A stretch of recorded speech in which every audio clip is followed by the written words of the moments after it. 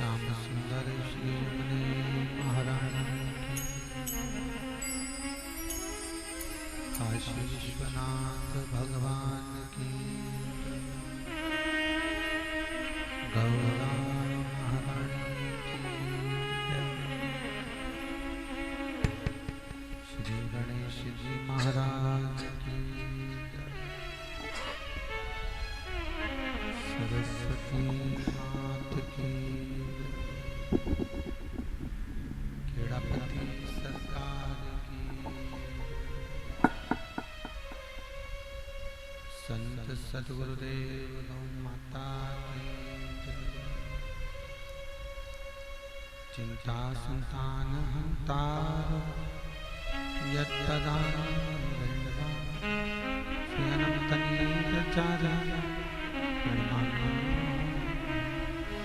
यदुग्रहतो जन्तुः सर्वदुःखातिगो भवेत् तमं सर्वदा वन्दे श्रीमद्वल्लभनन्दनं अज्ञानतिमिरान्धस्य ज्ञानञ्जनशलाकया चक्षुरुन्मीलितं तस्मै श्रीगुरुवे नमः।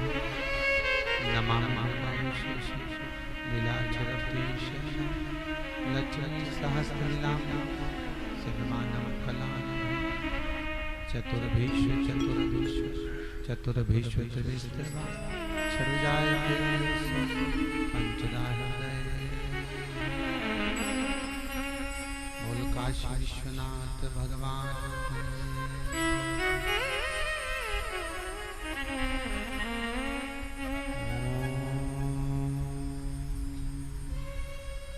नमः शिवाय।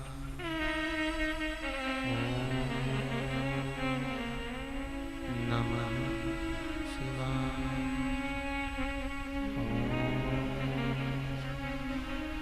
नमः शिवाय।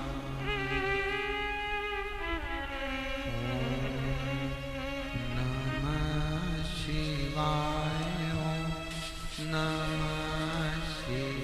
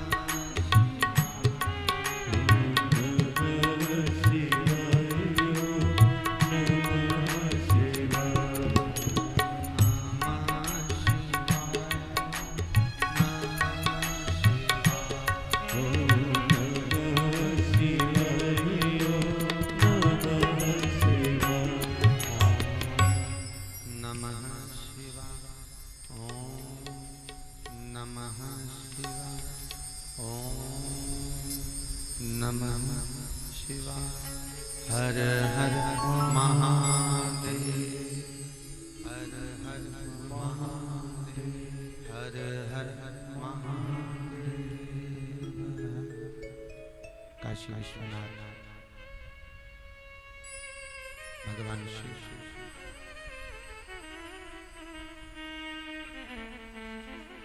जिनके पुनीत पावन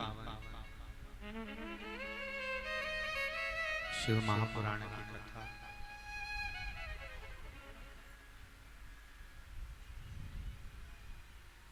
विवेक विहार दिल्ली के पावन श्री राम मंदिर प्रांगण में श्रवण करने का सौभाग्य अपन सभी को प्राप्त हुआ है। भूत भावन भूतेश्वर करुणा सागर त्रिकालदर्शी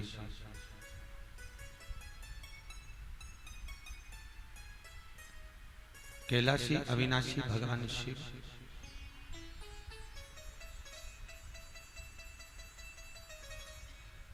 जो जीव को सदा सुख का अनुभव कराने वाले हैं।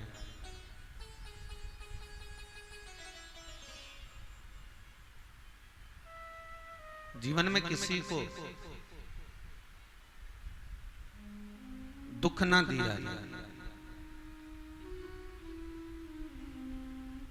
मेरे विश्वनाथ की कथा कहती है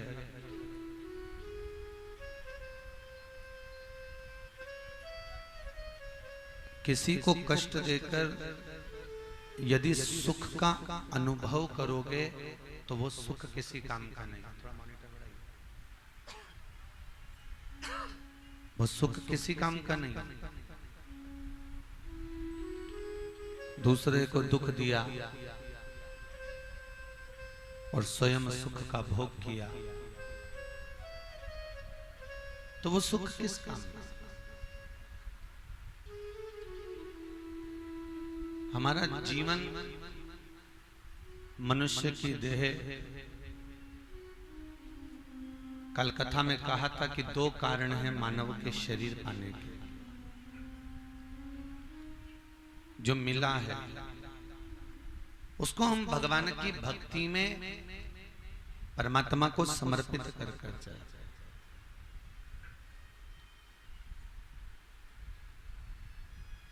कहते हैं मानव देह अनमोल रे माटी में ना रोल। अब तो मिला है फिर ना मिले। और कभी नहीं कभी नहीं कभी ना जाने कौन सा पुण्य, कौन सा सत्कर्म, कौन सी प्रभु की कृपा, कौन सी दया भगवान रीझ गए और ये मनुष्य का शरीर दे दिया।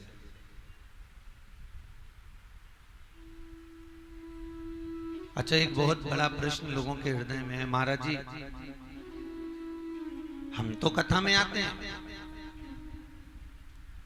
हम तो कथा में पहुंचते हैं, हम तो मंदिर भी जाते हैं, हम तो सत्संग में भी जाते हैं, पर कई लोग कहते हैं ऐसे कई हमारे मोहल्ले में लोग रहते हैं जो कभी मंदिर ही नहीं जाते। हमारी कॉलोनी में बहुत से लोग रहते हैं जो कभी सत्संग ही नहीं करते।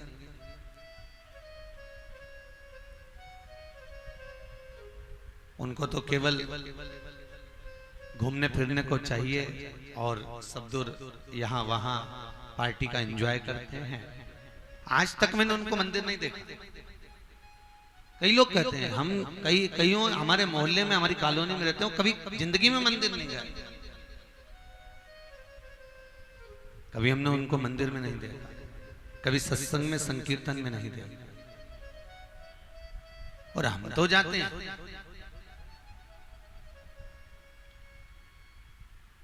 और हमने उनसे कहा तुम चलो, कथा हो रही है, सत्संग हो रहा है, भजन हो रहा है, कीर्तन हो रहा है, राम मंदिर में शिव महापुराण की कथा चल रही है, चलिए।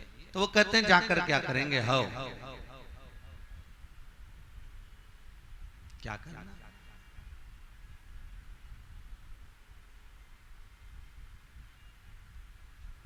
हम तो यहीं पर सुखी हैं, हम अपने पत्नी, अपने बच्चों, अपने कुल में, अपने कुटुंब में, अपने परिवार में सुखी। हमें मतलब नहीं है कथा सत्संग से, हमें मतलब नहीं है देवताओं से। तो कोई कहे महाराज जी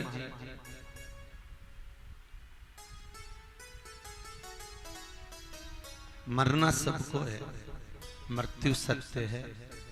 जो कथा सुनेगा वो भी मरेगा और जो नहीं सुनेगा वो भी मरेगा। जो मंदिर जाएगा वो भी मरेगा, जो नहीं जाएगा वो भी मरेगा। मरना सबको है, मृत्यु निश्चित है। फिर महाराज जब मरना सबको है तो मंदिर जाकर या सत्संग सुनकर, इससे तो फिर हमारी वो मोहल्ले में रहने वाली, कॉलोनी में रहने वाली अच्छी जो कभी मंदिर ही नहीं जाती, मरना तो सबको है, फिर वो जाए चाहे नहीं जाए।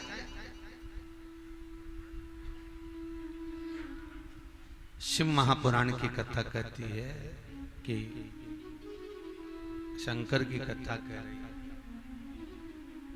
शंकर का चरित्र कह रहा है।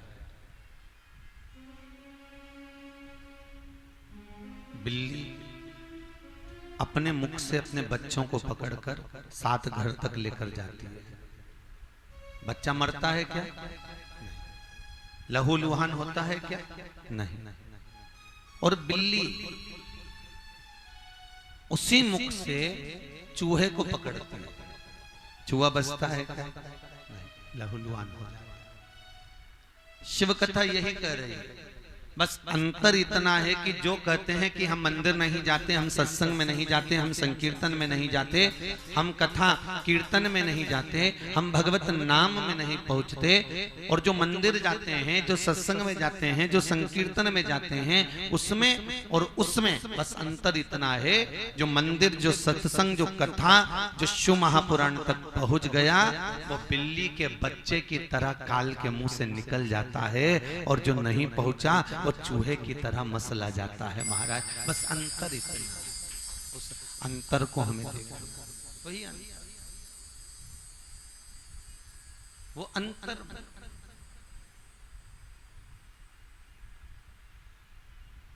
यदि कोई व्यक्ति को बीमारी आ गई, कोई बहुत बड़ा रोग आ गया, बहुत बड़ी तकलीफ आई, और ब्राह्मण से आप पूछने के लिए गए हो, पंडित जी बताइए हमारे को बहुत बड़ा रोग आ गया, तकलीफ आ गई, कष्ट आ गया, तो ब्राह्मण आपको कनक धारा का पाठ करवाएगा क्या? श्री सूक्त का पाठ करवाएगा? पूर्व सूक्त का पाठ करवाएगा? या किसी लक्ष्मी की या अन्य देवता की पूजन करवाएगा? नहीं। अगर किसी ज्योतिषी से, किसी ब्राह्मण से आप पूछेंगे कि हमको तकलीफ आई है, हमको बीमारी आई है, हमको कष्ट आया है, एक्सीडेंट हो गया है, आईसीयू में कोई पड़ा हुआ है, वेंटिलेटर पे कोई पड़ा हुआ है, तो कोई से भी पूछोगे तो एक ही बात कहेगा, महामृत्युंजय का पाठ करें। आप भले राम को भजते हो, आप भले कृष्ण को भजते हो, आप भले नारायण को भजते हो, आप भले देवी का स्मरण करते हो, पर जो आपको कहेगा वो एक ही बात कहेगा कि आप शिव का भजन करो, आप महामृत्युंजय का अनुष्ठान करो, आप शंकर का भजन करो। क्यों? क्योंकि ब्रह्मलोक के देवता ब्रह्मा है, बैकुंठ के देवता भगवान विष्णु है, और मृत्यु लोक का अगर कोई देव है तो वो महादेव है, वो महादेव।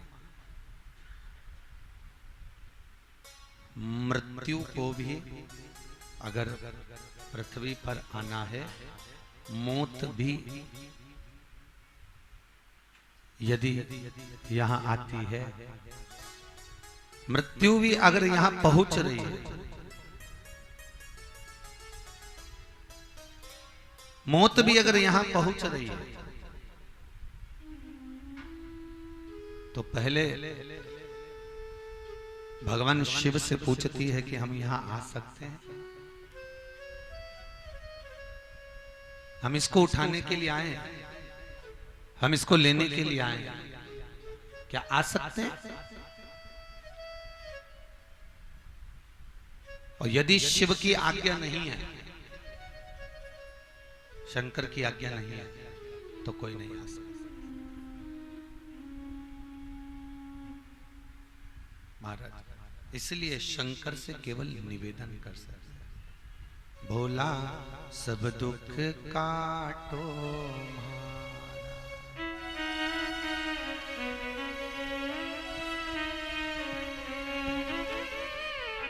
ओ भोला सब दुख काटो हमारा, भोला सब दुख काटो हमारा, भोला सब दुख काटो हमारा, भोला सब दुख काटो। आप भी बोलो, सावन का महीना है, शिव दुख को काट देता है।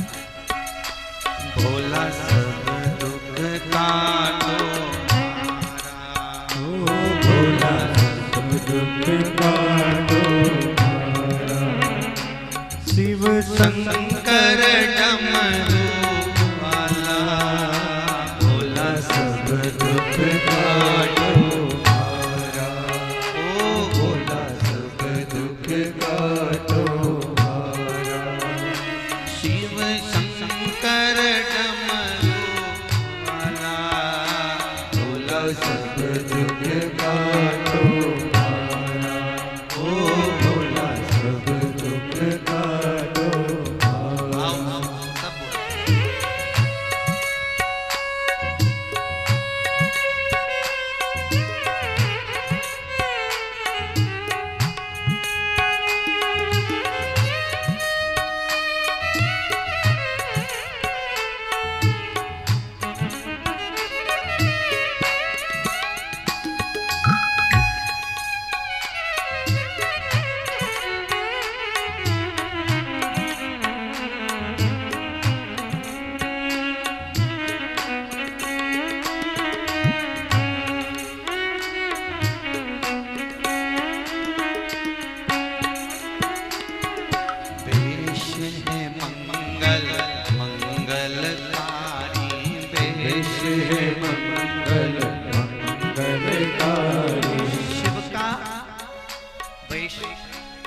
शिव का स्वरूप दर्शन करने से मंगल होता, उसके स्वरूप का मात्र स्मरण कर लेने से जीव का मंगल होता।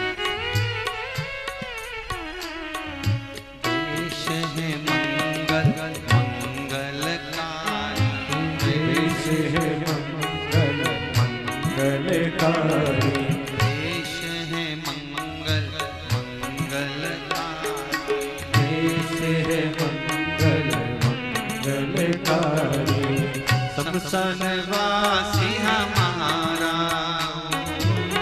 सब सनवासी हमारा, सब दुख काटो हमारा, ओ भोला सब दुख काटो हमारा, ओ भोला सब दुख काटो हमारा, ओ भोला सब दुख काटो हमारा।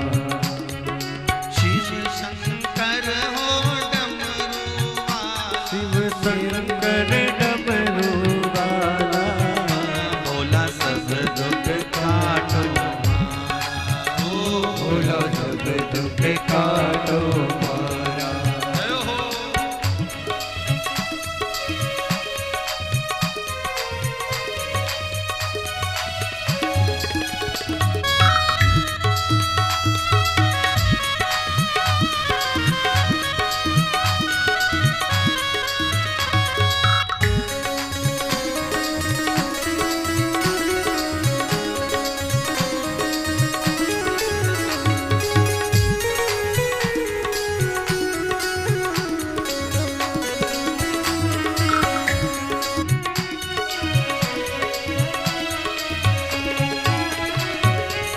शीश पे गंगा मस्तक पे चंदा, शीश पे गंगा मस्तक पे चंदा, शीश पे गंगा मस्तक पे चंदा, शीश पे गंगा मस्तक पे चंदा, अद्भुत रूप निराला,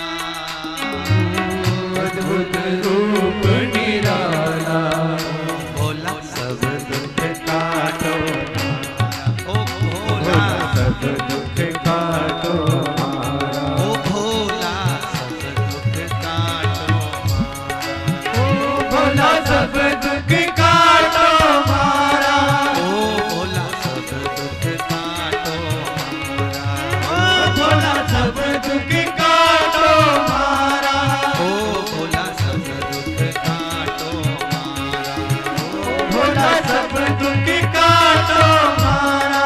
हर हर महादेव। भगवान शिव से विनती कर सकते, मृत्यु भी शिव महापुराण में लिखा है, मौत की भी मौत हुई। किसकी मौत? अरे बोले जम के, कभी मृत्यु को मरते हुए देखा है?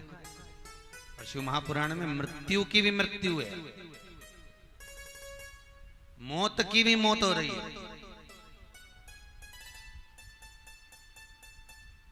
केवल उस मृत्यु ने एक गलत काम करा था। क्या? एक शंकर का भगत था राजा श्वेत, शिव का भगत, और वो राजा श्वेत जो शिव का भगत था, शंकर का भगत, वो शंकर के स्मरण में डूबा रहता था। प्रतिदिन शिव मंदिर में जाना, शंकर का स्मरण करना, शंकर को जल चढ़ाना।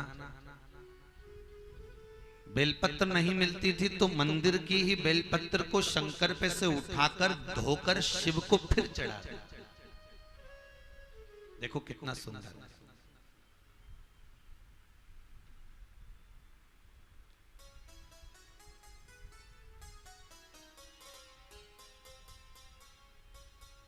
बेलपत्र शिव जी से उठाकर उसको धोकर फिर शंकर को समर्पण वापिस। और खूब शंकर का स्मरण करता। राजा श्वेत की उम्र पूरी हो गई, शंकर जी के मंदिर में बैठा था, पूजन कर रहा था। धर्मराज ने यमराज से कहा, राजा श्वेत की उम्र पूरी हो गई है, जाइए उनको लेकर आइए। जाओ। अब यमदूतों को भेज दिया। अब जैसे यमदूत आए नीचे राजा श्वेत को लेने के लिए, तो राजा श्वेत तो भजन में डूबे हुए थे शंकर जी के स्मरण में। तो शंकर के गणों ने यम के दूतों को वहां से भगा दिया, यमदूतों को भगा दिया। अब यमदूत ऊपर पहुंचे, और यमदूत जब ऊपर पहुंचे तो यमराज ने कहा, तुम राजा श्वेत को लेकर नहीं आए? महाराज जी, वहां तो शंकर के गण खड़े हुए थे, उन्होंने भगा दिया हमको। यमराज ने कहा, ऐसी बात क्या? जाओ चित्रगुप्त, जाकर शंकर के गणों से कहो ये गलत बात है, ये रीति के अनुकूल नहीं है। जाइए, ये रीति के अनुसार नहीं है,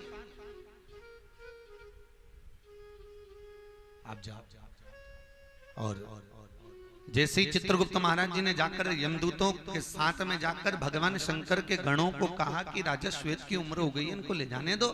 नहीं नहीं, अभी शांति से बैठो, चुप बैठिए, अभी राजा श्वेत पूजन कर रहा है, पूजन होगा, उसके बाद जैसे ही मंदिर से बाहर निकले इसको उठा लेना, हमें मना नहीं है।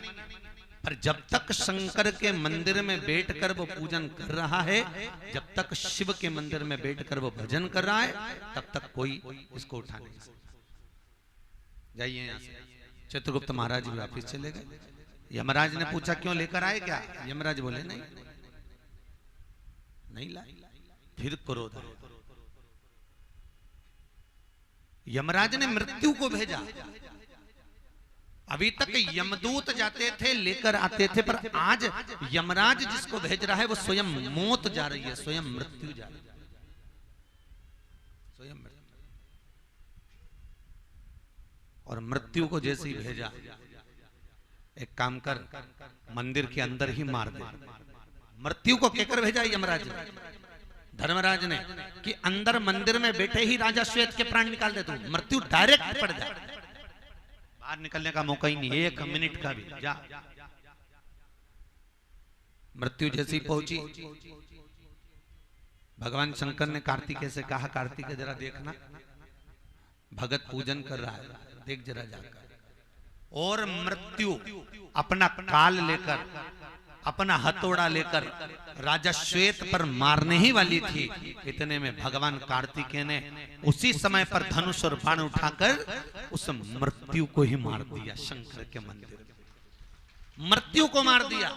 और जैसे ही मृत्यु मरी, मृत्यु के मरते से यमराज को क्रोध आ गया, यमराज मारने के लिए आ गया। जैसे ही यमराज मारने के लिए आया, इतने में गणेश और कार्तिकेय दोनों खड़े हुए और खड़े होकर गणेश और कार्तिकेय ने शिव की आज्ञा से यमराज को मार दिया। यम स्वयं मर गया। जब यमराज मरा तो यमराज के पिता सूर्य नारायण को आंख में आंसू आ गए कि मेरा बेटा तो काम संभाल रहा था देवताओं का, मेरा बेटा तो कर्म कर रहा था, मेरा बेटा तो कार्य करने के लिए गया था, पर कार्य में अड़चन शंकर ने डाली है। सूर्य नारायण भगवान ब्रह्मा जी के पास गए, भगवान विष्णु के पास गए, 33 कोटि देवताओं को लेकर सीधे शंकर जी के पास पहुंच गए। हर हर महा। बाबा भोलेनाथ जी ने पूछा क्या बात है, आपने यमराज को मार दिया। शंकर भगवान बोले, वो शंकर मंदिर में क्यों आया, मेरे भगत को लेने क्यों आया? तो उसकी उम्र पूरी हो गई थी, भले उम्र पूरी हो गई थी, पर पहले मुझसे पूछना था, क्योंकि मृत्यु लोक का देव कौन? जम के बोलिए, महादेव। अकाल मृत्यु वो मरे जो काम करे चंडाल का, और काल उसका क्या बिगाड़े जो भक्त हो महाकाल का। अगर शिव के नगरी में आए हो, शंकर की भूमि पर आए हो, और शंकर के मंदिर में तुम प्राण हरने आए हो, तो पहले शिव की आज्ञा होना चाहिए। सूर्य नारायण ने हाथ जोड़े, क्षमा कर दो मेरे पुत्र को, आपने मृत्यु को भी मार दिया, यमराज को भी मार दिया, आप कृपा करिए। शंकर भगवान ने कहा, यमराज को मैं जीवित तो करता हूं, पर इस यमराज से कुछ कहना चाहूंगा। यमराज के ऊपर गोदावरी का जल छीटा, जीवित करा। मृत्यु के ऊपर जल छीटा, मृत्यु को जीवित करा, और कह दिया, सुन रे यमराज, सुन ले मृत्यु, अगर कोई शंकर की उपासना कर रहा हो, शिव की अर्चना चल रही हो, किसी के नाम से शंकर का पाठ चल रहा हो, तो तू उसको घेरने भी मत आना। उस दिन से यमराज ने हाथ जोड़ लिए, कान पकड़ लिए, दादा शंकर के भक्तों से कभी नहीं उलझना, उल्टा अपने को ही मरना पड़ जाता। मारने उसको चाहते थे, मरा, क्या लाभ?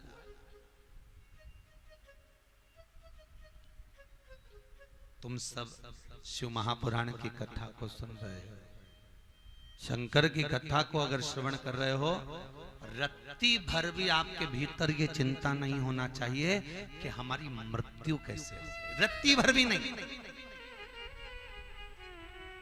गरुड़ पुराण का 7वां अंश कहता है, जब व्यक्ति के प्राण छूटते हैं, हजारों बिच्छू डंक मारे इतनी तकलीफ होती है, हजारों बिच्छू शरीर में डंक मारते हैं इतना कष्ट होता है, और प्राण छूटते समय इतना कष्ट होता है कि मुख से भगवान का भजन भी नहीं हो पाता, यहाँ तक कि मल और मूत्र का विसर्जन हो जाता है, इतना कष्ट प्राण छूटते समय होता है। गरुड़ पुराण में लिखा है 7वें अंश के अंतर्गत इतना कष्ट जीव को उत्पन्न होता है। पर शिव महापुराण में लिख दिया वेद व्यास जी ने कि गरुड़ पुराण भी मैंने लिखी है, पर एक शब्द शिव महापुराण में लिखा, अगर कोई शंकर का उपासक है, अगर कोई शिव का भगत है, अगर किसी ने जीवन में एक बार शिव महापुराण का स्तमन किया है, शंकर की कथा का तत्व ग्रहण किया है, तो उसको हजारों बिच्छुओं का डंक का कष्ट भी नहीं होता, वो अनायास सुख का अनुभव कर कर भगवान के धाम को चला जाता है, शिव धाम को।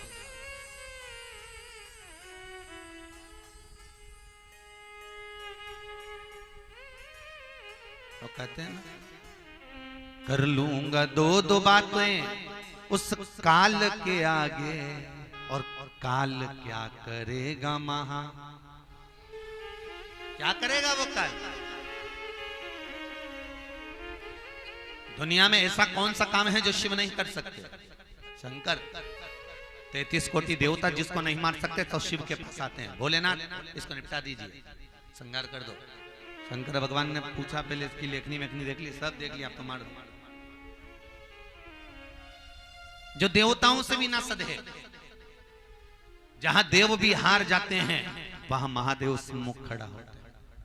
आज भी नियम है महाराज, आप किसी काम के लिए जा रहे हो, काम फतेह नहीं हो रहा, बहुत परेशान हो गए, नौकरी नहीं लग रही, जॉब नहीं लग रहा, सीए की पढ़ाई कर रहे हो, एग्जाम में पास नहीं हो पा रहे हो, बहुत प्रयास करा, कहीं आपका कुछ अच्छा हो ही नहीं रहा, तो प्रतिदिन घर के दरवाजे की देहली पर एक काली मिर्ची, शंकर जी का नाम ओम नमः शिवाय बोलकर रख दीजिए। काली मिर्ची को रखकर अपने उल्टे पांवों से, उसके जूते से उसको तोड़कर घर से बाहर निकल जाइए, आपका काम फतेह हो जाएगा महाराज। काम रुक ही नहीं सकता, काम सिद्ध।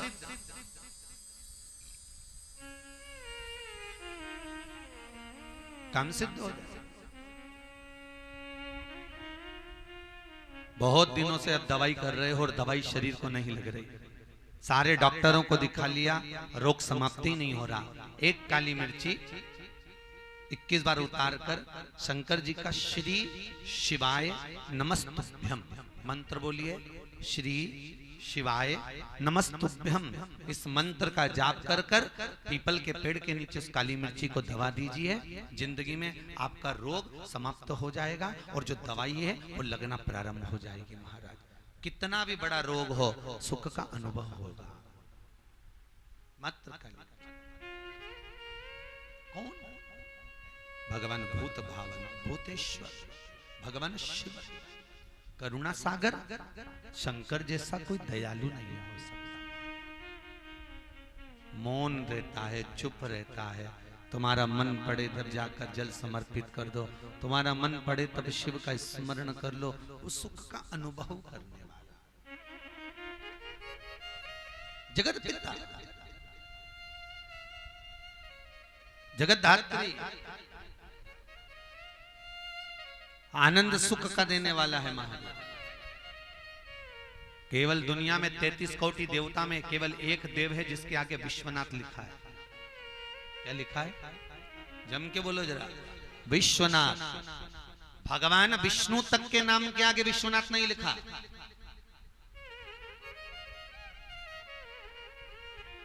किसी देवता के आगे विश्वनाथ का पद नहीं आएगा, उसको विश्वनाथ कहते हैं, विश्व विजय कहते हैं, विश्व जीत कहते हैं, विश्वलोक कहते हैं, उसको विश्वेश्वर कहते हैं, विश्वंभर कहते हैं। 33 कोटि देवता, इतने देव हुए पर किसी देवता के आगे विश्वनाथ का पद नहीं जोड़ा गया। विश्वनाथ एक ही हुआ जो विश्व को अनाथ नहीं देख सकता, सबका नाथ बनकर जो प्रकट हुआ है वो काशी विश्वनाथ है। जगत का कल्याण करने वाला, जगत का हित करने वाला, जगत को तकलीफ नहीं देकर जो दुनिया को सुखी देखना चाहता हो, जो दुनिया को मस्त देखना चाहता हो, कोई कष्ट में ना रहे, सर्वे भवन्तु सुखिनः, जो किसी को कष्ट में ना देखे, सबको आनंद सुख का जो अनुभव करवावे, आनंद सुख का जो देने वाला हो, वो विश्वनाथ है महाराज, वो विश्व।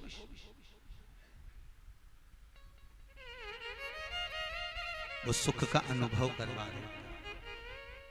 किसी देवता के आगे विश्वनाथ का पद नहीं दिया, पर शंकर को विश्वनाथ भी कहा गया। किसी को भूखा नहीं सुला सकता महाराज। बच्चे ने जन्म ले लिया,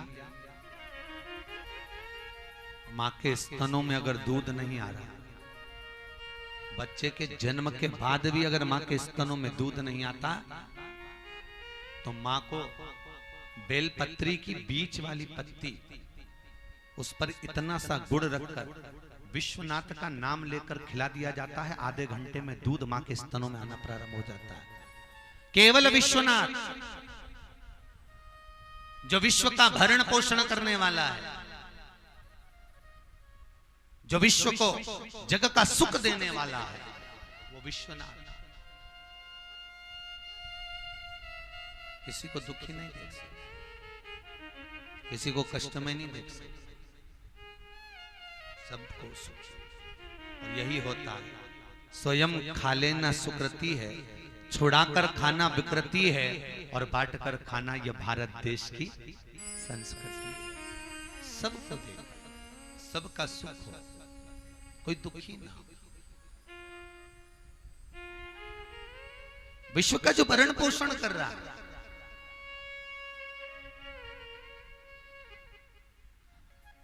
महाराज गर्भ में जीव रहता है, उसकी अगर पृथ्वी पर किसी माँ का गर्भ ठेरता है तो गर्भ ठेरने पर माँ के गर्भ में जो बच्चा होता है उसकी पेट भरने की जवाबदारी शंकर की होती है, विश्वनाथ की।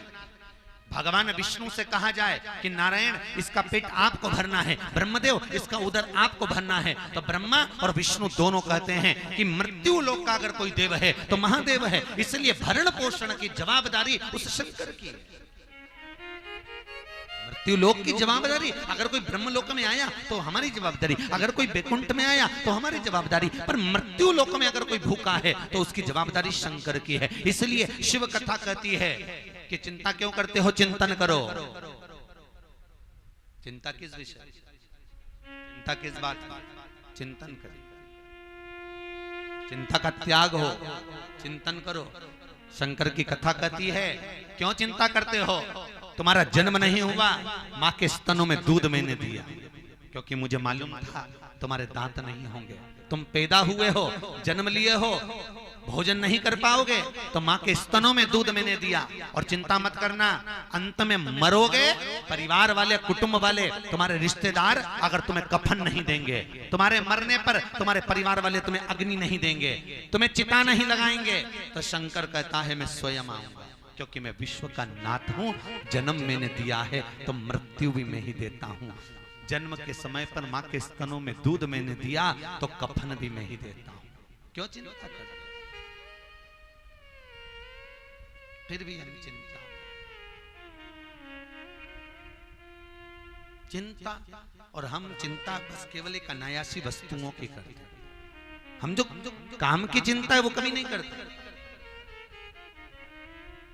जो श्रेष्ठता की चिंता है वो कभी नहीं करते। हीरो की गाड़ी लेकर आ, हीरो होंडा की एक बाइक लेकर आ गया, हीरो होंडा की, फिर होंडा शोरूम से एक 4 व्हीलर गाड़ी लिया।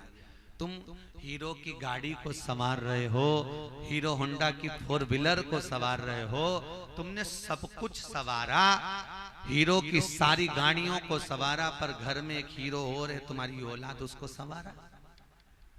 अरे बोलो तो सही, हीरो की बाइक संवार रहे हो, हीरो की 4 व्हीलर गाड़ी संवार रहे हो, पर घर में एक हीरो और है, कौन? अरे बोलो जम के, उसको संवारना जरूरी था कि गाड़ी को संवारना जरूरी था? शिव महापुराण की कथा कहती है बेटों को पढ़ाओ, डॉक्टर बनाओ, इंजीनियर बनाओ, तुम्हारी मर्जी पड़े जो बनाइए। आप बेटे को कलेक्टर, एसपी, डीएसपी, सीए जो बनाना है तुम्हारे बेटे को सब बनाइए, पर शिव महापुराण की कथा कहती है बेटे को सब कुछ बनाना, सब कुछ पढ़ाना, लिखाना, अव्वल बनाना, पर सबसे पहले बेटे को सब कुछ देना, पर बेटे को उससे पहले संस्कार देना। मालूम पड़े बेटा डॉक्टर बन जाए और माँ घर में तड़प तड़प के मर जाए और बेटा क्लिनिक छोड़कर नहीं आए, तो ऐसी औलाद किस काम की? क्या काम की वो औलाद? क्या महत्व? उसकी कोई महत्वता नहीं, उसका कोई सुख नहीं। जो सुख का अनुभव करा, फिर वही बात आ गई कि बेटा एडिलैंड में, बेटी है न्यूयॉर्क, और ब्राइट बच्चों के लिए हुआ बुढ़ापा डार्क। और काका क्या करोगे, ये रुपया कहाँ धरोगे? बच्चों, आज माताओं से पूछा जाए घर में जाकर क्यों तुम्हारा बेटा कहाँ है, तो मेरा बेटा तो मुंबई में जॉब कर रहा है। बेटी कहाँ है, तो कि वो पूना में जॉब कर रही है। और तुम दोनों डोकरा डोकरी फ्लैट में रह रहा है। बेटे अपनी जगह, बेटी अपनी जगह, परिवार अपनी जगह पर, और बूढ़े माँ बाप। और जनासत घर में कोई मेहमान आया तो बूढ़ों ने तुरंत आवाज लगा के पड़ोसी के बच्चे को बुलाया, बेटा जरा मेरे को दूध की थैली ला दे। पड़ोसी के बच्चे से कह रहे बेटा मुझे गिलकी ला दे, बेटा मुझे ये ला दे। तो एक काम करो, जब सारा काम तुम्हारा पड़ोसी का बेटा कर रहा है तो जायदाद का हिस्सा सही है कि गलत है? बोलो जरा जम के। जब बाहर बेटा बहू रह रहे हैं, अपनी जगह रह रहे हैं, वो अलमस्त रह रहे हैं, बुढ़ा बुढ़ी का उनको ध्यान नहीं है, वो तो अपनी जिंदगी मस्ती में जी रहे हैं, और तुम जोड़ जोड़ के झाड़ू लगवाओ, पोछा लगवाओ, घर को साफ करवाओ। क्यों? मेरे बेटे के लिए जोड़ जोड़ के धन जोड़ा, संपदा जोड़ी, लक्ष्मी जोड़ी, सब कुछ जोड़ा बेटे के लिए। और काम कौन कर रहा है? अरे बोलो जम के, पड़ोसी का बेटा। तो जायदाद का आधा हिस्सा पड़ोसी के बेटे को नहीं, हिस्सा तो उसी को दूंगी जो भले नहीं पूछ रहा, जो भले गाली दे रहा। और वो बेटा बहू मात्र दिवाली पे आते और 2 दिन आके मम्मी मम्मी करके ऐसा चूना लगा के जाते, लिपाई पोताई करके सब वापस बटोर के ले जाते। और माँ बाप को बहुत अच्छा लगता, मेरी बहू मेरी बहू। तो 4 साल जरा बहू के साथ रह के तो देख, मालूम पड़ जाएगा कि देवी है कि जगदम्बा है। देखिए सुख का अनुभव।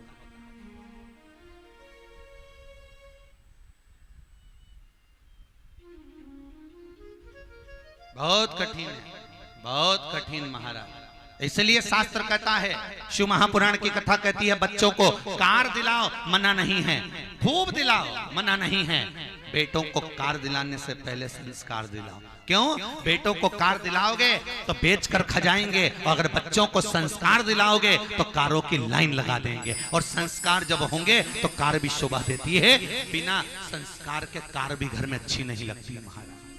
कार किस काम की? शंकर की कथा चल रही है, अपने लिए कभी कुछ मत मांगो। शिव कथा कहती है कि दूसरों के लिए मांगो। भगवान शंकर से कहना हमारे पड़ोसी का बेटा डॉक्टर बन जाए। किसका बेटा? पड़ोसी का बेटा। हमारे पड़ोसी की यहाँ पर 4 व्हीलर गाड़ी आ जाए। क्यों? पड़ोसी का बेटा डॉक्टर बनेगा तो अच्छा रहेगा। हमारा बेटा डॉक्टर बन गया तो क्लिनिक छोड़ के नहीं आएगा, ऐसी औलाद। पड़ोसी का बन गया तो जाते जाते भी पूछ लेगा, काकी तुम्हारी तबीयत खराब चल रही है, लाओ मैं थोड़ा बीपी नाप लेता हूं। पड़ोसी का बेटा पूछ लेगा, पर खुद का बेटा नहीं।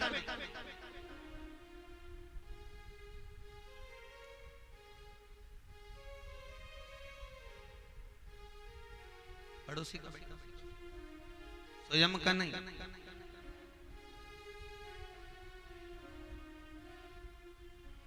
बहुत कठिन है। पड़ोसी की गाड़ी आ जाए, भगवान हमें तकलीफ होगी, बहू बच्चे को कुछ तकलीफ होगी, पड़ोसी गाड़ी लगा देगा, बेचारा काम आ ही जाता है। इसलिए आपसे रोज कहा था पड़ोसन पड़ोसन, अरे बोलो तो धड़ोसन, सबको लेके आओ। क्यों कहा? उसमें आप दूसरे का हित करिए, सर्वे भवन्तु, दूसरे का।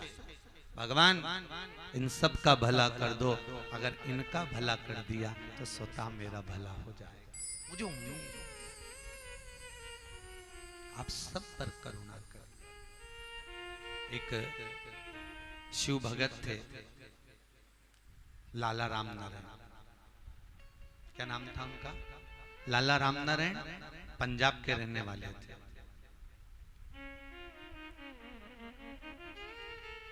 उनके 5 मित्रों की टोली थी और 5 शंकर के उपासक थे।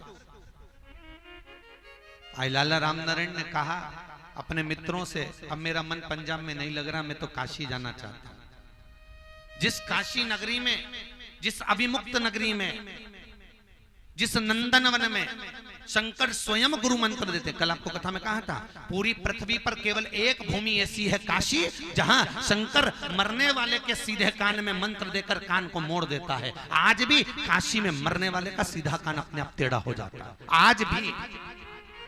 और विश्वास ना हो तो प्रैक्टिकल करके आना, देखकर जरूर आना, जरूर जाना। और मणिकर्णिका पे बहुत सारे मुर्दे जलते हैं, एक आध मुर्दे का मुंह खोलकर जरूर देखो, प्रैक्टिकल जरूर करिए। और प्रैक्टिकल करते रहा करो, कहीं सीओर वाला हमारा झूठ तो नहीं बोल रहा। इसलिए तुम्हें मालूम पड़ना चाहिए, कहीं शिवपुराण में वेदव्यास जी ने गलत तो नहीं लिखा, कहीं काशी मरण मुक्ति में गलत तो नहीं लिखा, इसलिए उसका प्रैक्टिकल होना जरूरी है। एक महाराज जी प्रवचन दे रहे थे, प्रवचन में कह रहे थे शराब नहीं पीना चाहिए, ये गंदा नाली का पानी है, मत पियो। पीने वाला व्यक्ति गटर में पड़ा होता है, नाली में पड़ा होता है, मत पियो, ये गंदा नाली का पानी है। उसी में एक महाराज का पहचान वाला बैठा था, उठकर खड़ा हो गया और खड़े होकर बोला, ओ महाराज तू इतनी बड़ी बड़ी बात कह रहा है, तेरा सगा भाई पी के तो गटर में पड़ा,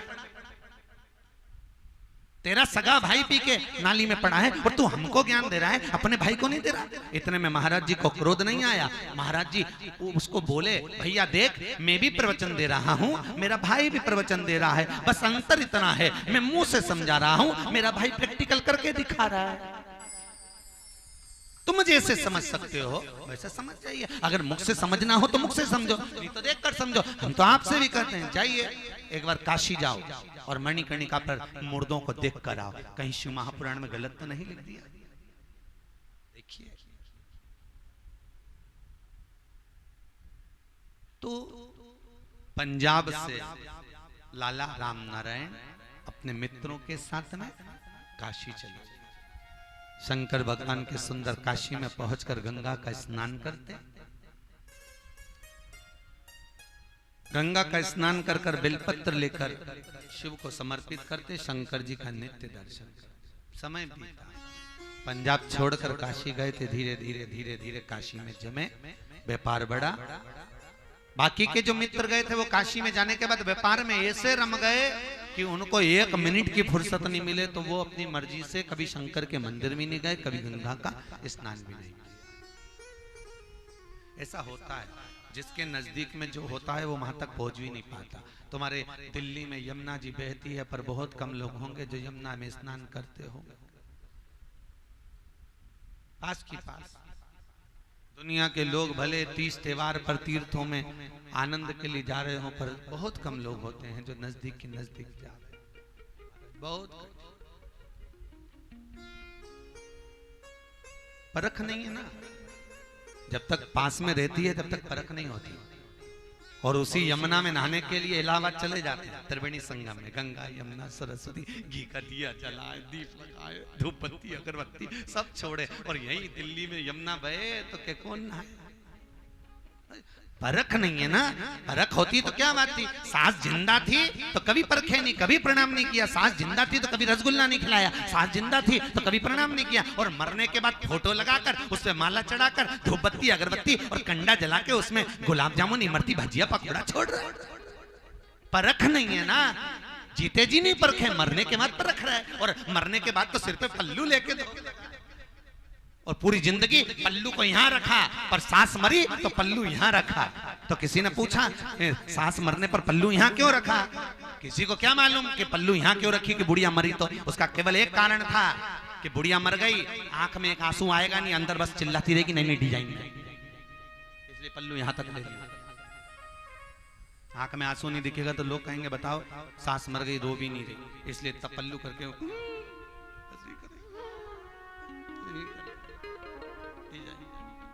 तो लोगों को लगे रो रही है, उनको क्या मालूम कि नौटंकी कर रही है, काय की रोए? वो तो विचार में ही थी कि मर जाए तो अच्छा। वो कहे ना, एक पिताजी की 4 बहुएं, पिताजी मर गए, बहुएं धाड़ धाड़ के रोई, खूब रोई। उन्होंने अपने पतियों को फोन लगा दिया, वो भी आ गए। पतियों ने पूछा क्या हुआ? तुम्हारे पिताजी मर गए। पतियों ने कहा अच्छा हुआ मर गए, भगवान से प्रार्थना थी क्योंकि तुम एक रोटी तक तो देती नहीं थी, टाइम पे चाय नहीं देती थी, दिन भर ताने देती थी, गाली देती थी, अपशब्द कहती थी, दिन भर ताने देती थी, अच्छा हुआ मर गया हमारा बाप। बहुएं बोली तुम्हारा बाप मर गया उसके लिए हम रो नहीं रहे, तो फिर रो काय कर रही हो? वो तिजोरी की चाबी ना जाने कहां धर गया, इसलिए रो। और सुनो, पिताजी को जगाओ और पूछो चाबी कहां धरी है। बेटों ने कहा मरे हुए 2 घंटा हो गया, तुमके चाबी कहां धरी है? बस हम बोल रहे हैं ना चाबी का पूछो कहां रखी है। अरे तो कोई उठेंगे क्या? डॉक्टर को बुलाया, डॉक्टर साहब मेरे पिताजी को जगा दो, चाबी पूछना। डॉक्टर साहब बोले 80,000 का एक इंजेक्शन लगेगा, जैसे ही लगाऊंगा पिताजी जागेंगे, उतनी देर में पूछ लेना चाबी कहां रखी है, नहीं तो वापिस मर जाएगा। ठीक है डॉक्टर साहब लगाओ, लाओ भी 80,000। बहुएं कहीं 20-20 हजार में अपनी रकम बेच के आ गई। बुढ़ा बीमार था तो 1 रुपया नहीं लगाया, और चाबी के चक्कर में 80,000 दे दिया। 20-20 हजार बेच के चारों ने दिया डॉक्टर साहब को। डॉक्टर साहब ने कहा चारों बहुएं खड़ी हो जाओ, जैसे इंजेक्शन लगेगा ससुर उठेगा, ससुर उठेगा उससे पूछ लेना चाबी कहाँ रखी, और जैसे इंजेक्शन लगाया और ससुर उठ के बैठे, बैठते से ही बहुएं बोलती, उससे पहले तुरंत ससुर बोले क्यों री ये गाय के पानी पिलाया कि नहीं पिलाया, और वापिस मर। और जैसे ही ससुर मरा बहुएं तो वो डबल चिल्ला चिल्ला के रोने लगी। तो पतियों ने पूछा अब काय को रो रही हो इतनी तेज तेज, अरे डॉक्टर साहब वंस मोर, एक बार फिर से डॉक्टर साहब के 80,000 का फिर इंजेक्शन, ला 80,000, अभी गाय के पानी पिलाया, अभी पाड़ा के पिला के मरेगा, ला तुल्ला। वाह वारी दुनिया, मतलब की दुनिया में किसी का कोई नहीं।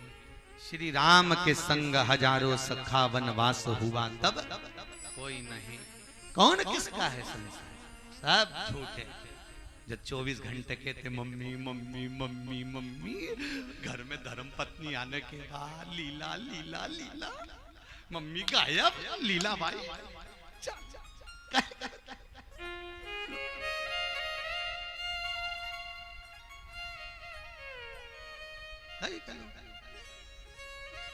अच्छा तुम सोच रही होगी ये गलत महाराज को पकड़ के लिया है, विचार तो करा होगा, की बार थोड़ी गड़बड़ी हो गई राम मंदिर में, महाराज गड़बड़। ये तो पक्का है, या तो तुम सुधर जाओगी नहीं तो सिधर जाओगी। शिव महापुराण की कथा है जीजियों, बहुत ध्यान से सुनना। शंकर शमशान में रहता है। कहाँ रहता है? शमशान में। और जो शमशान में रहता है वो अपने अंतिम समय का भान कराता रहता है। हम कई बार कथाओं में कहते हैं कि शमशान एकांत में मत बनाइए, शमशान शहर के बाहर मत बनाइए, शमशान गांव के बाहर मत बनाइए, हर चौराहे पर शमशान बनाइए। क्यों? हर चौराहे पर पान की दुकान देखकर पान खाने की याद आती है, हर चौराहे पर मोबाइल की दुकान देखकर रिचार्ज कराने की याद आती है, हर चौराहे पर कपड़े की दुकान देखकर कपड़ा खरीदने की याद आती है, सब्जी की ठेले को देखकर सब्जी खरीदने की याद आती है। जब हर चौराहे पर शमशान बन जाएगा, मुर्दा जलते देखोगे तो अपने अंतिम समय की याद बनी रहेगी कि एक दिन मुझको भी जाना है, एक दिन मुझे भी जाना है। हम अंतिम समय की याद कब करते हैं? जब कोई मर जाता है, किसी को मरे हुए को देखते हैं और उसके यहाँ जब जाकर बैठते हैं तो कहते हैं बहुत अच्छा था, चले गया। अंतिम समय तब भान होता है। शमशान में मुर्दा जलता है तब तक अंतिम समय की याद आती है। मुर्दे को जलाकर जैसे घर आए, नहाते से सब भूल जाते हैं। अंतिम समय कौन? फिर वही कपट, वही छल, वही बेईमानी, वही प्रपंच, सब वही सब वही।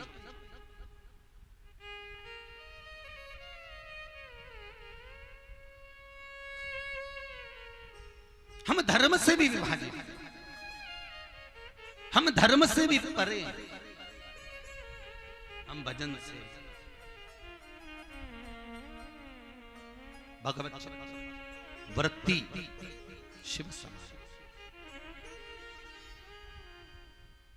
तो पहले दिन हम यहाँ आए थे राम मंदिर में, साथ में कुछ भाई लोग थे समिति के, ऊपर ले गए थे राम जी का दर्शन कराने। तो हमारे आगे आगे भी कुछ लोग चल रहे थे, राम जी के मंदिर में परिक्रमा कर रहे थे, उधर कांच में से जाके करिए आप लोग इधर। तो कुछ लोग उसमें से मंदिर के पीछे जो दीवार थी उसमें माथा टिका रहे थे। क्या होता है मंदिर के पीछे प्रणाम करने से? हमने कई लोगों को देखा जो राम जी के आगे प्रणाम कम कर रहे हैं, जो भगवान के मंदिर में आगे प्रणाम कम कर रहे हैं, पर मंदिर के पीछे माता भड़क रहे हैं। और एक को देख के दूसरा, दूसरे को देख के तीसरा, तीसरे को देख के चौथा। जो परिक्रमा करता है मंदिर की वो पीछे प्रणाम कर रहा है। क्यों कर रहा है भाई? कौन से शास्त्र में लिखा है, कौन से वेद में लिखा है, कौन सी पुराण में लिखा है कि मंदिर के पीछे प्रणाम करो? भागवत सुनिए आप लोगों ने? अरे बोलो तो, मेरे को ऐसा लग रहा है आप लोग घबरा रहे हो। नहीं, अच्छे से बोलो, सुनिए ना। अगर भागवत सुनी है तो भागवत में एक चरित्र आता है, जरासंध को मारने के लिए जरासंध जब सेना लेकर मथुरा पर आक्रमण करा, भगवान युद्ध का मैदान छोड़कर भागे थे कि नहीं भागे थे? काल्यावन भगवान के पीछे भागा था। भगवान को ऐसी क्या जरूरत पड़ गई थी जो भगवान युद्ध का मैदान छोड़कर भाग रहे थे? क्या भगवान लड़ना नहीं जानते थे? क्या भगवान युद्ध नहीं जानते थे? भगवान युद्ध कर सकते थे। भगवान उस युद्ध के मैदान में उस कालियावन के सामने युद्ध कर सकते थे। दाऊ जी ने पूछा, कन्हैया क्या कर रहे हो, ये भाग क्यों रहे हो? कन्हैया बोले, दाऊ दादा आज युद्ध नहीं लड़ूंगा। क्यों नहीं लड़ोगे? सामने जो खड़े हैं वो ब्राह्मण है। ब्राह्मण को सैनिक के कपड़े पहनाकर खड़ा करा गया। अच्छा, तो क्या हुआ? दाऊ दादा ये ब्राह्मण मरेंगे, मुझे उससे मतलब नहीं है। दिक्कत इतनी सी है, ये ब्राह्मण मरेंगे, ये दूसरे ब्राह्मण लाकर खड़ा कर देगा कालियावन। कालियावन बड़ा विद्वान है, कालियावन बड़ा चतुर है और बड़ा प्रबल है। इसकी बुद्धि बड़ी चतुरता की है। ये ब्राह्मणों की इतनी सेवा करता है, ब्राह्मणों को भोजन कराता, दान करता, दक्षिणा करता, खूब पूजन पाठ करता। इसका पुण्य इतना प्रबल है कि अगर मैं इसका पुण्य जब तक समाप्त नहीं होगा तब तक मैं इसको मार नहीं सकता। तो इसका पुण्य कैसे समाप्त होगा? तो भगवान कहने लगे, पुण्य समाप्त करने का सबसे अच्छा तरीका है, मैं भागूंगा, ये मेरे पीछे भागेगा, मेरे पीछे भागेगा, ये मेरी पीठ देखेगा। पीठ देखेगा तो शास्त्र कहता है कि भगवान के आगे धर्म का निवास है और भगवान के पीछे अधर्म का निवास है। जब मेरी पीठ देखेगा और मेरी पीठ देखकर भागेगा तो इसने जितना दान, जितना पुण्य, जितना सत्कर्म, जितने तीर्थ, जितना ब्राह्मण भोजन जो कराया, एकादशी द्वादशी जितने उपास, सोमवार मंगलवार जितने भी करे होंगे, सारा पुण्य मेरी पीठ देख देख कर समाप्त हो जाएगा। और जैसे ही समाप्त होगा मेरे पास आते से ये खुद मर जाएगा, मेरे को मारने की जरूरत नहीं पड़ेगी। और जैसे ही आया गुफा में प्रवेश करा, मुचकुंद ने उसको मार दिया। कृष्ण तो मारे ही नहीं, क्योंकि पुण्य जब समाप्त होता है व्यक्ति अपने आप मर जाता है। और यही हमारा शास्त्र कहता है कि भगवान की परिक्रमा करो, मना नहीं है, पर भगवान के पीछे प्रणाम मत करो। अगर भगवान के पीछे प्रणाम करते हैं तो हमारा पुण्य सारा समाप्त हो जाता है। पुण्य समाप्त, हमारा पुण्य छिन्न हो जाता है। पर करें क्या? एक प्रणाम करे तो उसको देख के दूसरी चालू हो जाए, दूसरी को देख के तीसरी चालू हो जाए, तीसरी को देख के चौथी चालू। देखा देखी में तो काम बिगड़ता है, देखा देखी में बहुत काम बिगड़ते हैं। एक बार एक बच्चों को लिखने के लिए आ गया एग्जाम में, बच्चे के पीछे बैठे थे, लिखने को आ गया कि दिल्ली की सबसे बड़ी मीनार का नाम लिखो। आगे वाले बच्चे ने लिख दिया दिल्ली में कुतुब मीनार है, पीछे वाले ने आगे वाले का देख के लिख दिया दिल्ली में कुतिया बीमार है। याद उसको भी था, पर देखने के चक्कर में गड़बड़ हो गया। देखा देखी में काम बिगड़ जाते हैं। हम करना अच्छा चाहते हैं पर जरा सी देखा देखी, बस किसी ने हेयर स्टाइल खजूर वाली बनाई, अब तुमने भी खजूर वाली बना ली। उसने बिंदी यहाँ लगाई, उसने भी बिंदी यहाँ लगा ली। उसने इतना हाफ शर्ट पहना, उसने भी पहन लिया। उसने ऐसा करा, उसने भी कर लिया। देखा देखी में कई काम बिगड़ गए। साथ दुनिया के लोग बर्बाद हो गए। देखा देखी में बर्बाद। आज पहले लोग दिवाली मिलने प्रेम से जाते थे, आज के जमाने में लोग दिवाली मिलने पर्दा देखने जाते हैं। कौन से डिजाइन का डाला है, सोफा सेट का कवर कैसा है, बेडशीट का कवर कैसा है, भोजन में क्या बनाया, बालूशाही कैसी है, और बड़े प्रेम से तारीफ कर करके इतनी अच्छी चकली तो मैंने कभी नहीं खाई। और पूछ रही कैसी बनाई, घर जाके वो भी तैयारी कर ली। पति के प्राण खाएगी, जाओ आधा किलो बेसन लिया, जाओ ये लिया, जाओ वो लिया। पति की अब इतनी सारी मिठाई रखी, काहे को बना रही, तुम तो लाओ। और मालूम पड़े बनाना वाली थी, आधा किलो बेसन वेसन सब उसन के रखा, मालूम पड़े बनाना था चकली, बन गई चकला। क्या करे? देखा देखी, देखा देखी।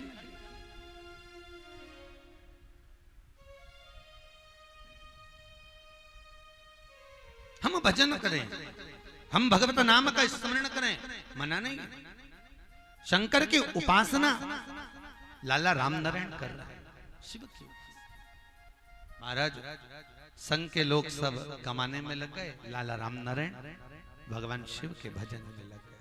शंकर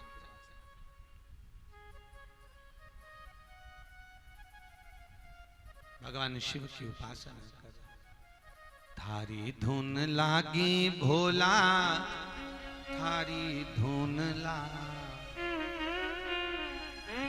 हर हर भोला शंभो तुम्हारी धुन लागी। हर हर भोला शंभो सब गाइए। तुम्हारी धुन लागी। हर हर भोला शंभो तुम्हारी धुन लागी। हर हर भोला शंभो तुम्हारी धुन लागी।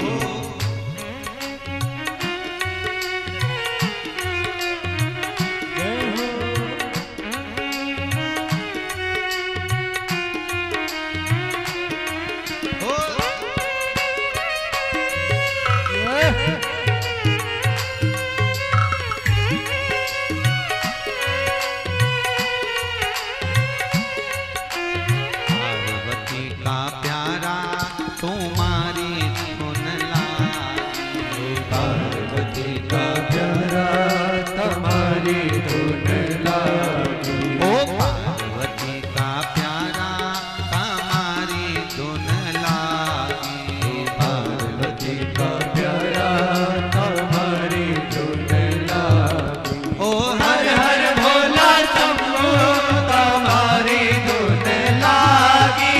हर हर भोला शंभो तुम्हारी धुन लागी। ओ पार्वती का प्यारा तुम्हारी धुन लागी।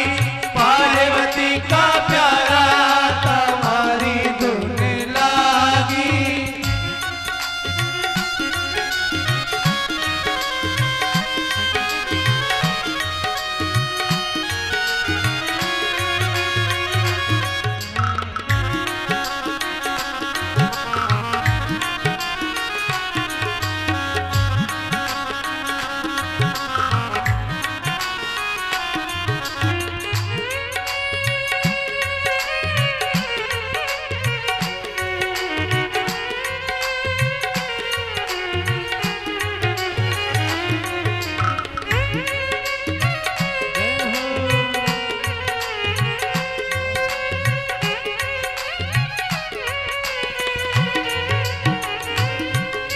सिर पर गंगाधारी तुम्हारी धुन लागी। सिर पर गंगाधारी तुम्हारी धुन लागी। ओ सिर पर गंगाधारी तुम्हारी धुन लागी। सिर पर गंगाधारी तुम्हारी धुन लागी।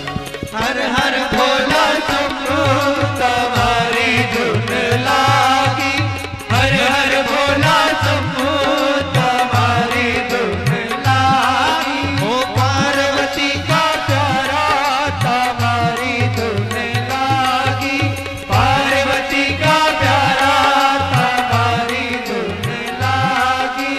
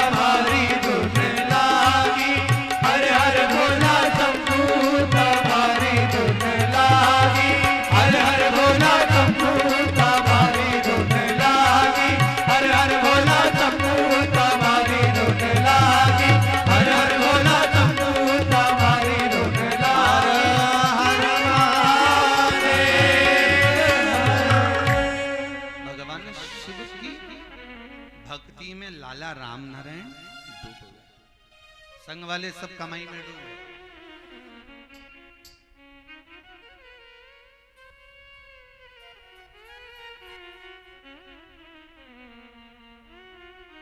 सब डूबे अपनी अपनी मस्ती। एक बात याद रखना, माला माल बनने के लिए पहला शब्द क्या है? आप लिखो माला माल, तो माला माल लिखोगे तो पहला शब्द क्या आएगा?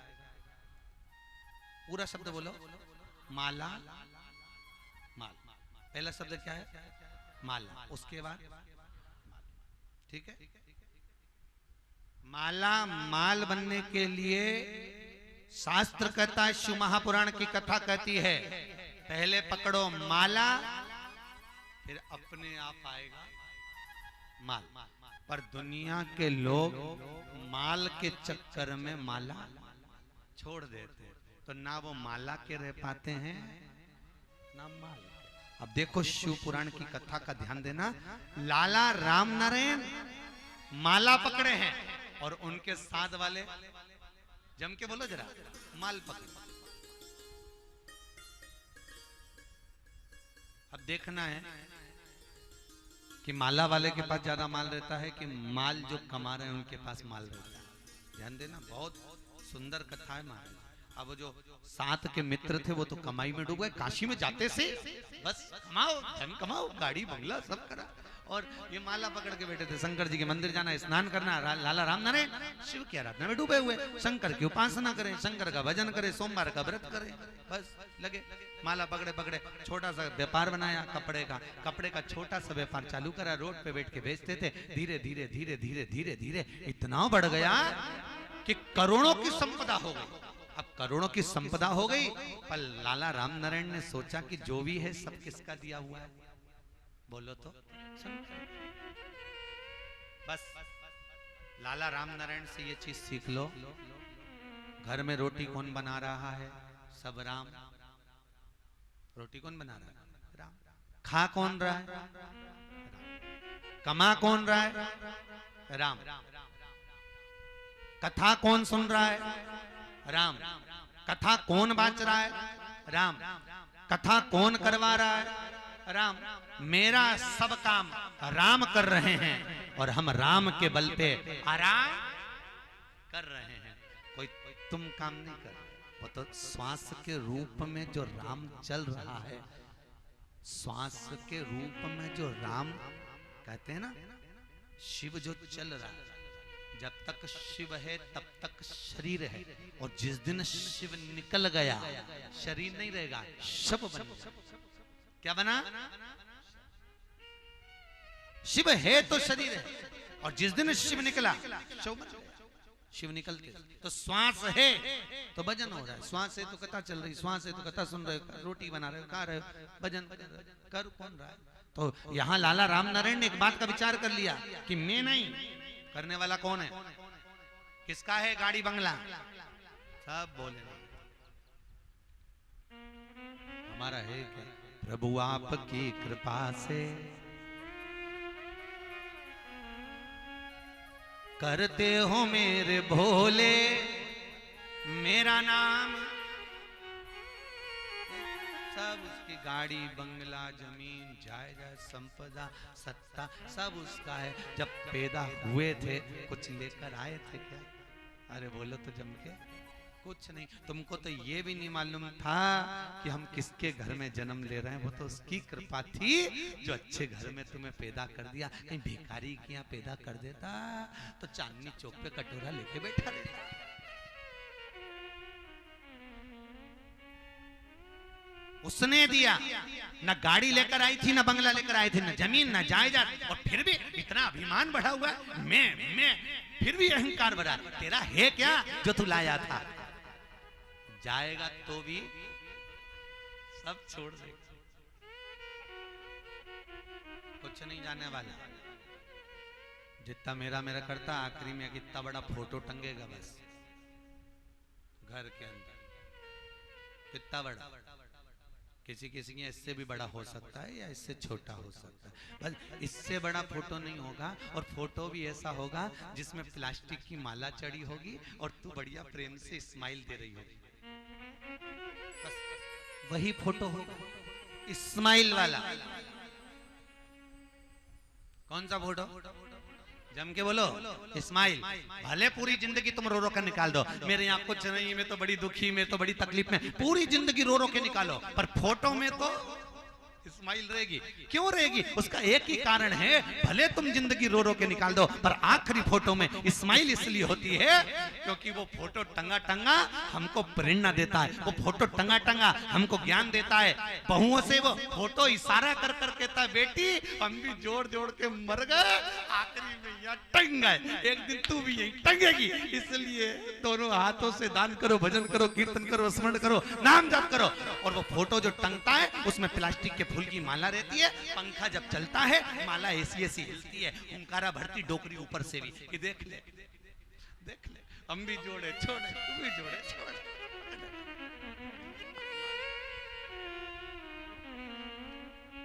इसलिए मेरा निवेदन है, मान मेरा कहना नहीं तो पछताएगा। ओ विवेक बिहार वालों, मट्टी का खिलौना। वाह वाह, बहुत बढ़िया, तुम्हें तो याद है, बहुत अच्छा बोलते हो। एक बात तो है, घर जाके नजर उतरवाना,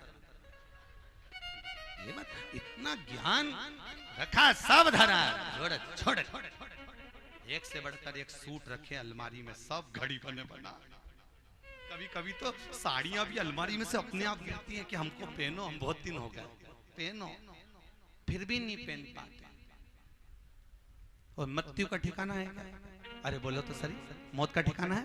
और मालूम पड़े एकदम अचानक अटैक आ गया, शुगर बढ़ गई, बीपी बढ़ गया और एक्सीडेंट हो गया, मर गए, तो ऊपर जाते जाते यमराज से, क्योंकि मैंने लाल वाली साड़ी तो पहनी, मेरे को एक बार फिर से जन्म दे दे, बस लाल वाली पहनी हूँ। अभी तो मैंने उसकी चोली सिलवाई थी, अभी तैयारी करवाई थी, पीको फाल तो परसों ही करवाई थी, और तूने मुझे मार डाला, अब कैसे पहनूंगी? यमराज बोले चल।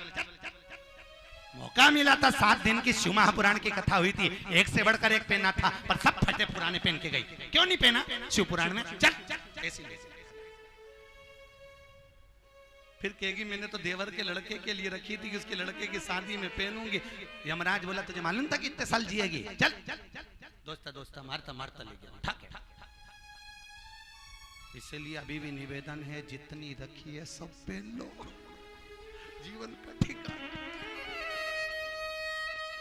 साथ देती नहीं है किसी का, क्या भरोसा है, क्या भरोसा।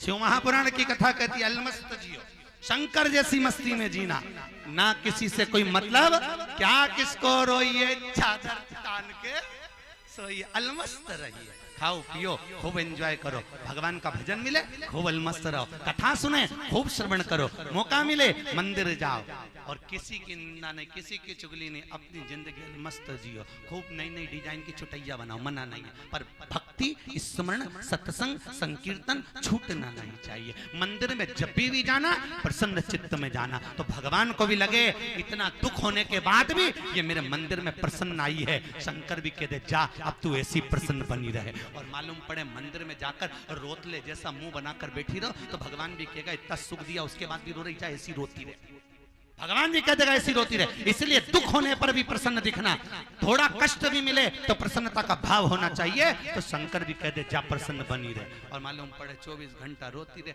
भगवान भी कहेगा इतना दिया तो दुखी। कई लोग कहते महाराज हमारे यहाँ कुछ भी नहीं, हम तो बड़े गरीब हैं, हम तो बड़े गरीब हैं, हमारे यहाँ कुछ भी नहीं, हम क्या दान करें, हम तो गरीब हैं। भगवान यहाँ शिव महापुराण कहती है, दुनिया में किसी को भगवान गरीब पैदा नहीं करता, सबको करोड़पति बनाकर पैदा करता है। किसी को गरीब नहीं भेजा भगवान ने, सबको करोड़पति बनाकर भेजा, सबको लखपति बनाकर भेजा। काय के गरीब गरीब गरीब गरीब कहते हो, काय के गरीब? जा एक किडनी बेच के जा, अभी 10 लाख मिल जाएंगे, हो गया लखपति। दूसरी बेच दे, फिर 10 लाख आ गए, जा आंख बेच दे। भगवान ने करोड़ों की दौलत देकर तुम्हें पैदा करा है, करोड़पति बनाकर पैदा करा है, लखपति बनाकर पैदा करा है, गरीब किसी को भी पैदा नहीं करा मेरे विश्वनाथ ने। मेरे विश्व भरण पोषण करने वाले शंकर किसी को गरीब बनाकर पैदा नहीं करते। बस ये हमारा मन गरीब है, हम इतने कंजूस प्रवृत्ति के हो जाते हैं कि भगवान ने दिया तो भी हम उसका दान, उसका पुण्य, उसका सत्कर्म नहीं करते। आखिरी में जोड़ जोड़ के छोड़ सब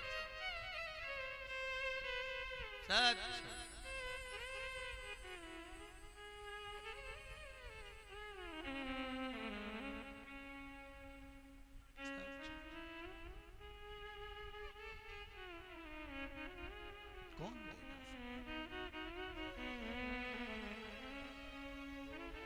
साथ देती नहीं ये किसी का क्या भरोसा है इस जिंदगी का, कोई भरोसा नहीं जी।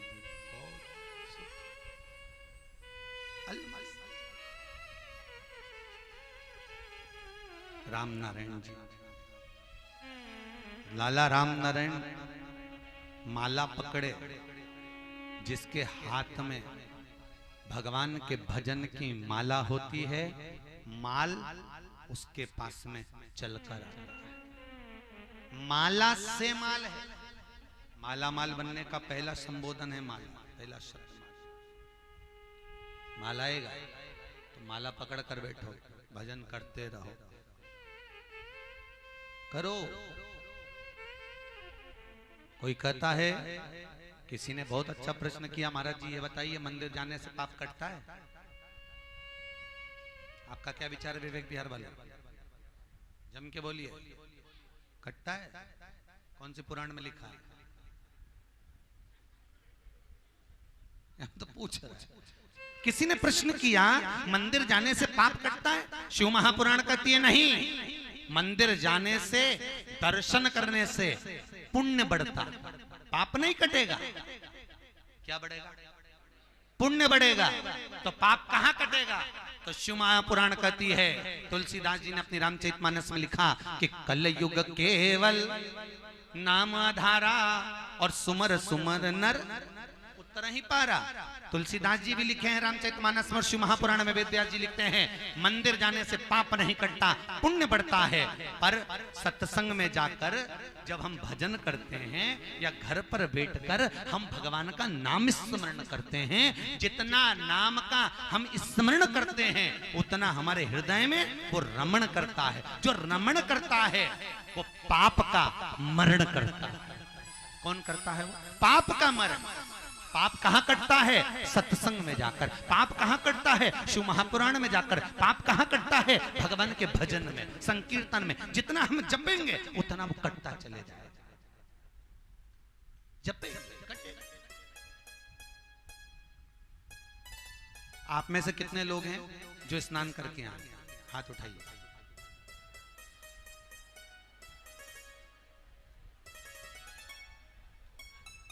सभी करके आए हो? अच्छा, स्नान का मतलब जानते हो?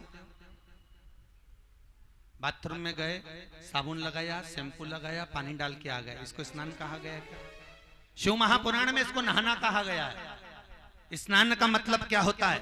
मनुष्य के शरीर में, मनुष्य की देह पर 3.5 करोड़ रोम छिद्र होते हैं। कितने?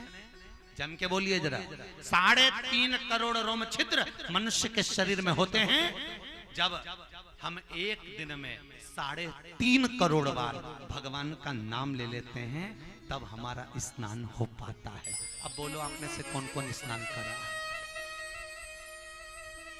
3.5 करोड़ बार जिसके मुख से भगवान का नाम निकल गया, 3.5 करोड़ बार जो भगवान के नाम को ले लेता है तब उसका स्नान हो पाता है। केवल साबुन लगाया, सर्फ लगाया, शैम्पू लगाया और नहा लिए, इसको तो नहाना कहा गया है। नहाने से काम बढ़ता है, स्नान से काम डूबता है, काम समाप्त।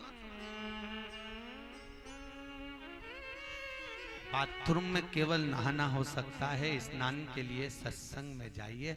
शिव महापुराण में बैठोगे, सब लोग मिलके भजन गाएंगे, भजन गाएंगे तो ताली बजाएंगे, ताली बजाएंगे तो जो शब्द निकला वो टूटेगा, टूटेगा तो 3.5 करोड़ रोम छिद्र में चिपकेगा, चिपकेगा, स्नान हो जाएगा।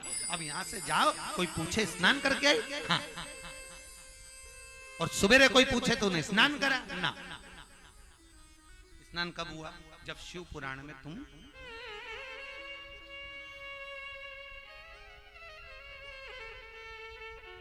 तब इस शिव कथा कह लाला राम नारायण भगवान की भक्ति में ऐसे डूबे, खूब धन आ गया, खूब संपदा बढ़ी साहब, खूब संपदा, धन अपार धन बढ़ गया, इतना धन बढ़ा, इतना धन बढ़ा जिसकी कोई सीमा ही नहीं। पर धन भी बढ़ा तो उसने सत्कर्म में लगाया, ब्राह्मण भोज, संत भोज, साधु भोज, दरिद्र भोज, कहीं अच्छी जगह, कहीं अच्छी। अपनी जिंदगी में अगर थोड़ा धन अगर आपके पास में भगवान दे तो उसको सदुपयोग में लगाना। पूर्व में किया था तो आज मिल गया, आज करेंगे तो अवस्था तक टिकेगा। कुछ अच्छा कर।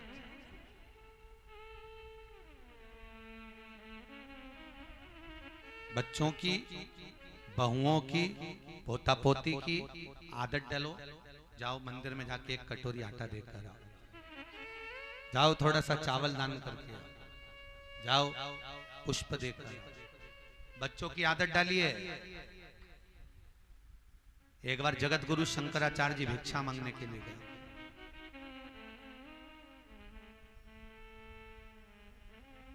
एक दरवाजे पर पहुंचे, माता भिक्षाम दे, माता भिक्षाम दे। माता ने अपनी बेटी से कहा जाओ जाकर के दो, हमारे घर में कोई नहीं है, हमारे यहाँ कुछ नहीं। बेटी ने जाकर कहा बाबा हमारे यहाँ कुछ नहीं है, जाओ यहाँ से। बाबा ने कहा बेटा अगर कुछ नहीं है तो एक काम कर, झाड़ू लगा के थोड़ा सा कचरा दे दे। बेटी ने झाड़ू लगाई, कचरा उठाकर दे दिया। चेलों ने कहा, शिष्यों ने कहा गुरुदेव इस कचरे का क्या करोगे, ये कचरे का क्या करोगे जो तुम कचरा मिला है आपको, ये तो किसी काम का ही नहीं। गुरुजी ने कहा कचरा भले मैं फेंक दूंगा, पर उसकी माँ ने उसको आदत डाली थी कि कुछ नहीं है। एक संत ही आदत डाल सकता है कि कुछ दे दो, जिससे बेटी की आदत डल जाए। भले उसने कचरा दिया पर देने की आदत तो डल गई। मालूम पड़े ये लड़की की आदत साम माँ ने ऐसी डाल दी, कुछ नहीं कुछ नहीं, और वही किसी के घर में बहू बन के जाएगी। सुबह से उठकर एक ही बात कहेगी, मम्मी दूध की थैली नहीं है, मम्मी शक्कर नहीं है, मम्मी चाय की पत्ती नहीं है, मम्मी ये नहीं है। कई कई बहुओं की आदत रहती है बस